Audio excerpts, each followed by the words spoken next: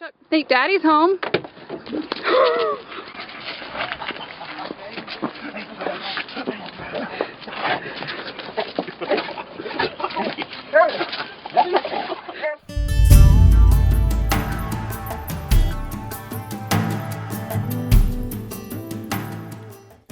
For most of human history, we peacefully coexisted with nature. Over thousands of years, we have developed a deep connection with our environment and everything in it.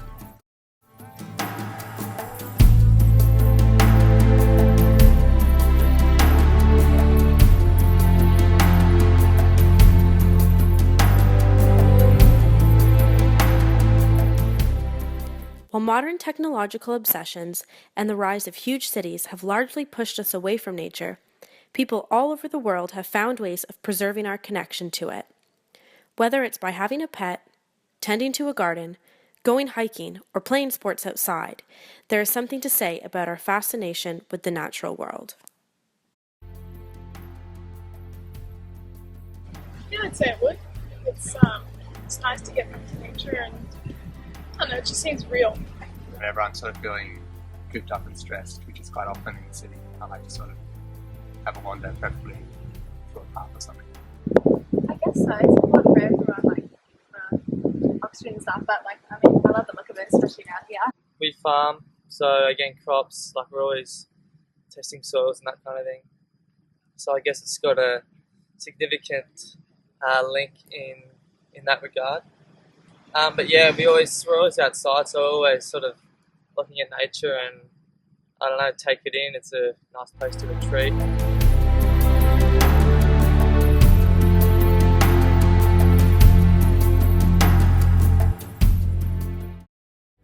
The biophilia hypothesis was first introduced in Edward O. Wilson's book Biophilia in 1984.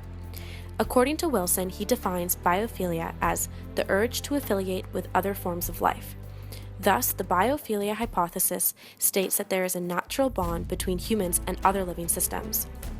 The hypothesis states that this connection operates at a subconscious level, as the deep connections we have with nature are rooted in human biology. Though Wilson was the first to conceptualize the term, one of the first known descriptions of biophilia comes from Aristotle in his theories about love of life. Aristotle furthered the term and said the love of life is not a one-way connection. Love of life is about reciprocity and forming two-way relationships that are beneficial to the happiness of both parties.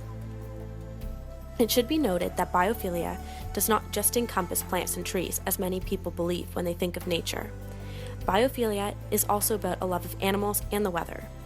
A love of animals is particularly important for children who learn to develop nurturing relationships during childhood.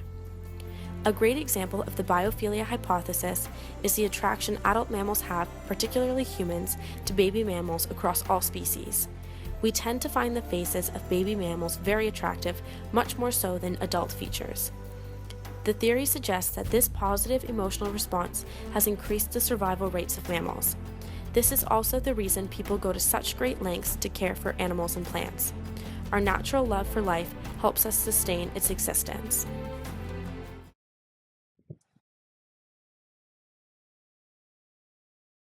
I go camping often, and that's probably how I connect with it most. It's just being in nature, I love bushwalks and things like that, so I don't know, just being with nature, it's just refreshing, it's just clarity. I've been on a couple of hikes in New Zealand, which have been highlights of my year at various times. And so, yeah, I don't know, I like walking when I can. Don't do it much, but yeah, I just think it's really gives you a good perspective on stuff when you're near mountains and things. I guess just where through sport and that kind of thing, like water skiing and that kind of, always in the water, it's quite beautiful out there, to be honest, and it's the sounds, I guess, of nature. Happier, more relaxed, and reminds you that there's things going on in life that aren't related to you. I feel that it's something that's naturally done, so I think, I think we'll always interact with nature and animals, just the inherent things about human beings. Reminds you that there's more than humans sharing environment that we have. I haven't done a lot of like spending time with animals or whatever, but yeah, I think that I should more because I don't know, animals less than me. I think it's a lot healthier than being on technology. Yeah, and I think like gardening is like a good way of like getting into like ideas of like empathy and stuff and like taking care and compassion.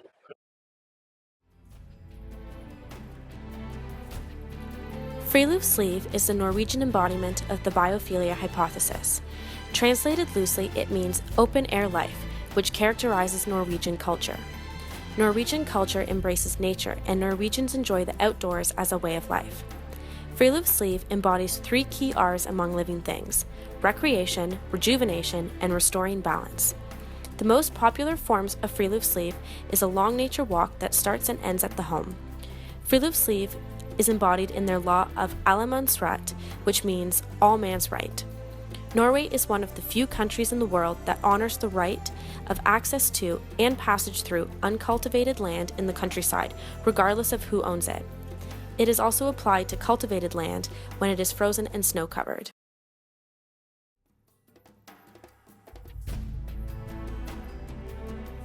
Shinrin-yoku is the Japanese term for a forest bathing trip. In Korean, it translates loosely to a short, leisurely visit to a forest. Studies have shown that exposure to nature helps create calming sensations, both mentally and physically, for the human body. Additionally, Shinrin-yoku helps the body secrete a hormone, which helps reduce numerous bodily disorders, including obesity, diabetes, and cardiovascular disease. It has also been shown to reduce stress, anger, anxiety, and depression in every study conducted to date. As a result, there are now 44 accredited Shinrin-yoku forests. It is also officially recognized as a relaxation and stress management activity in Japan and is therefore commonly referred to as the medicine of the forest.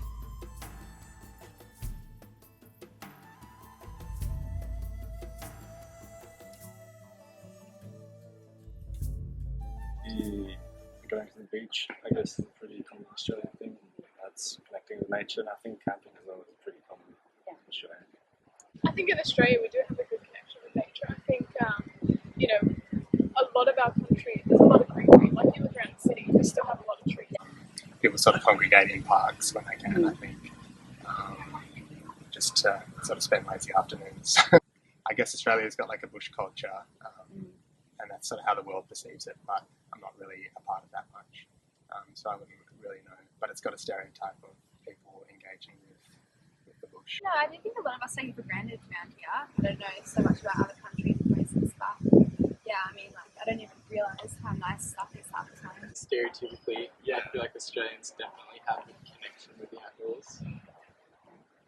I guess like out west you see heaps of people like with like farms and like horses and all that kind of stuff. Yeah. And lots of people playing sport like every Saturday. There's heaps. Like I used to live like right near like soccer fields and stuff. So it's to see heaps of people like doing sport in equestrian and all that. So, like the indigenous, I guess that's an inextricable link between their culture and religion. But yeah, it depends where you are. If you're living in the city, you don't really have a connection to nature. That's probably my opinion. But yeah, like from being in the country, which is probably most of Australia, let's be honest. If you're on the beach, that's what you do. That's where you are. Hi there. I love this. The amazing colours around on all the amazing trees is beautiful and I love it. Also, the amazing sounds which birds make really are inquisiting.